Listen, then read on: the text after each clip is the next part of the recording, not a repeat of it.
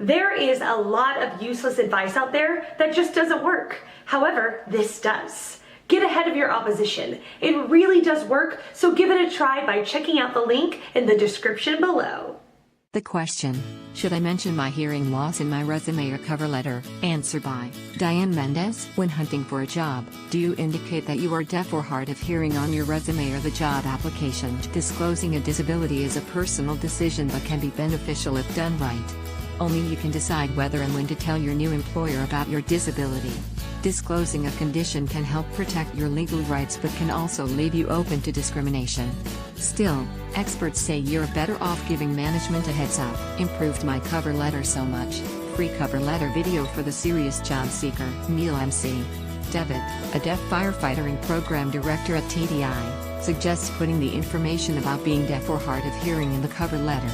The cover letter gives you a chance to put your best foot forward, so to speak. He explains.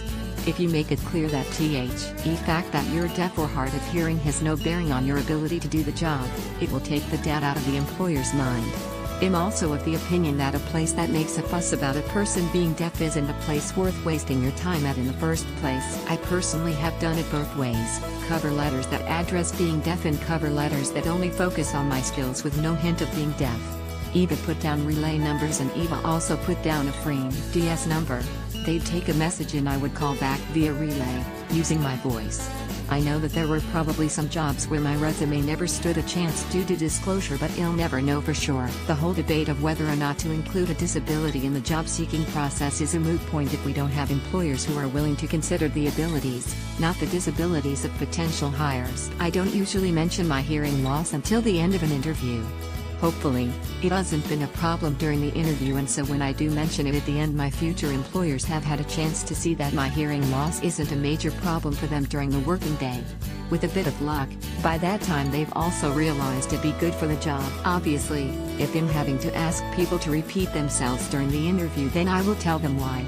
Doing that is a good indicator of the employer's attitude towards hearing loss. Thankfully, Eva never had an employer who has had a problem with it, and frankly, if an interviewer did have a problem with it, then they can find someone else to take the job. I was born with this disability. There is nothing they can do for me. I also have been in this position of not telling an employer of my disability and then after hire, tell them. Seems to go okay for a while, then something always happens that I lose my job. Always told it is an attitude problem. How does one keep a job if you cannot hear instruction? Dealing with the public is very stressful as well. You get called names and are ridiculed by them. They go as far as telling your boss that you should not even be working there because you can't hear.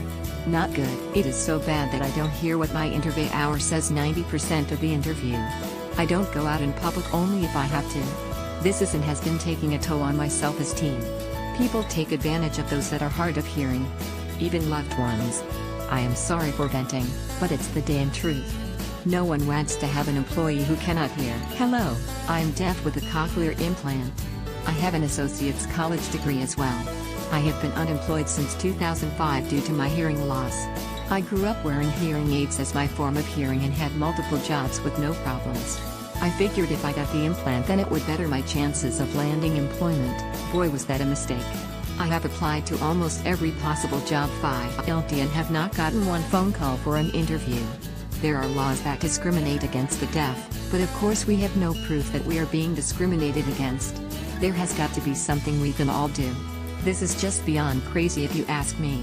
Social Security disability does not pay enough for me to survive on my own. Good thing I have a wife that is bringing in some income. Answer by Joel Winter. Great question. Unless it's in some way relevant to the job you're applying to, probably not. If you think it's an asset, or gives you some edge over other candidates, they'll go for it. The purpose of the resume is to market your experience, and both establish that you have the basic skills and experience required for the job, as well as to generate sufficient interest in the reader to engage you in a phone or in-person interview.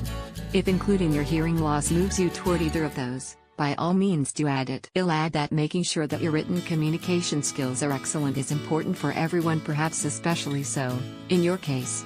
Your question contains numerous typographical mistakes that should receive some attention so that your communication skills don't fall under more scrutiny than they should. Answer by Vicky Salami. There's no need to mention your disability on your resume or cover letter. The only time when you may want to mention your disability is if the job you're pursuing is relevant to your hearing loss and the employer will need to make reasonable accommodations for you as a result. In the instance of hearing loss, let's say you're pursuing a job where you're on the phone all day long, translating conference calls dictated in French. Hearing is an essential part of the job, but during a job interview, it's illegal for the hiring company to ask and discriminate against you if you have any disabilities. They may, however, ask if you're able to perform functions of the position with or without accommodation. What's an accommodation, you ask? According to the Americans with Disabilities Act, employers must provide reasonable accommodations to qualified employees with disabilities, unless doing that would result in an undue hardship. So, back to the resume and cover letter, you don't need to mention your disability.